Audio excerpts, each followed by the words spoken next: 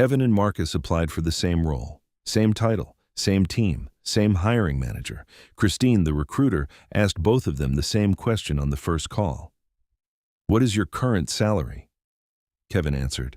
Marcus did not. Kevin was offered $92,000. Marcus was offered $118,000. Same role, same week, $26,000 difference. Here's how the anchor trap actually works, and before this ends, I will give you the exact 3 sentences that flip the question back, the ones that make the recruiter reveal the band before you say a single number. What is your current salary is not a question. It is a calibration instrument. Christine already has a band for this role. She is not collecting Kevin's number out of curiosity. She is using it to decide where inside that band to place him. Kevin answered. Christine thanked him warmly. Christine opened a spreadsheet. She logged $84,000 as current compensation. She sent one question to her analyst. What is the minimum competitive offer for this candidate relative to their current salary? The analyst ran the formula, added 10%, rounded $92,000. Christine sent the offer. The band went to $125,000. Kevin will never know that. Your number anchors theirs, not the other way around. Low answer, low offer. High answer, offer climbs toward the ceiling. The band does not change because of you. Your answer just moves you inside it.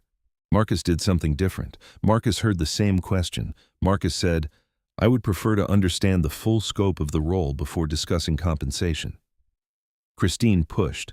Marcus said, I'm confident we can find a number that works for both sides once I see the responsibilities. Christine pushed again. Marcus said nothing. He waited. He let the silence sit. Silence is where the recruiter either reveals the band or escalates. Christine revealed. She said, the range we have approved for this role is 110 to 125, depending on experience. Marcus now had the ceiling. Marcus now had the anchor. Marcus was negotiating a different conversation entirely. Here's the part most people miss. Whoever names the first number anchors the entire negotiation. This is not opinion. It is how anchoring works in every transactional setting studied. Real estate, legal settlement, salary, the first number becomes the gravitational center. Every counteroffer orbits it. If you name your current salary first, you become the anchor. Your history becomes the ceiling. The role, the market, the value you bring to the team are erased. You are priced as a 12% upgrade on the person you used to be. If the recruiter names the band first, the band becomes the anchor. You are now priced against the market value of the work, not the market value of your past. Christine does not want to name the band first. Christine has been trained not to. Every recruiter playbook teaches the same opening move. Get the candidate to reveal current compensation within the first 15 minutes. There is a reason the question always comes early. The first call is the calibration call. Everything after is execution. Look at what the question does structurally. It is asked before the job is described, before the responsibilities are clarified, before you have any signal on scope, team size, budget, or expectations. The question is timed precisely to extract your number while you still know nothing about theirs. That is not an accident. That is the script. Now, the real cost.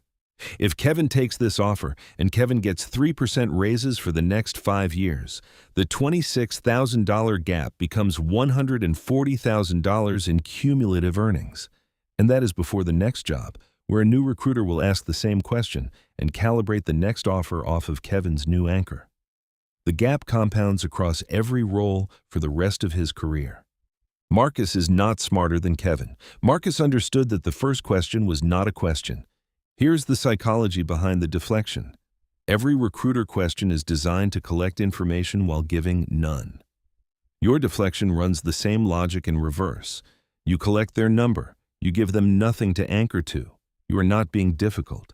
You are playing the same move they opened with. The difference is, you now know the rules. When the recruiter asks, what is your current salary? What is your current comp? What were you making at your last role? What are your expectations? You say one of 3 things. 1. I would prefer to understand the full scope of the role before discussing compensation. 2. I am focused on finding the right fit. Once we agree this is a fit, I am confident we can find a number that works. 3. What is the range you have approved for this role? That third one is the one they are not trained for. The recruiter playbook anticipates deflection. It does not anticipate a counter question stated as a matter of fact. It reframes you from candidate to peer. It signals that you understand how compensation is built institutionally. Most recruiters will pause. That pause is the answer, and then you stop talking. You do not explain. You do not soften it. You wait. Silence after you flip the question is not awkward. It is the work. The recruiter will either reveal the band or pivot to another topic. Either outcome is a win. If they reveal, you have the anchor. If they pivot, you have confirmed they were trying to trap you, and you now know to stay firm when they circle back. They will circle back. They always circle back. The question will come again in a slightly different shape. What are your expectations? What are you hoping to make? What would it take to bring you over? These are the same question dressed differently. Same answer. Scope first. Fit first. Ishsa. Range first. If they escalate, if they say, we cannot move forward without a number, we need to make sure we are aligned, we just want to stay in the same ballpark. Recognize what is happening. That is pressure.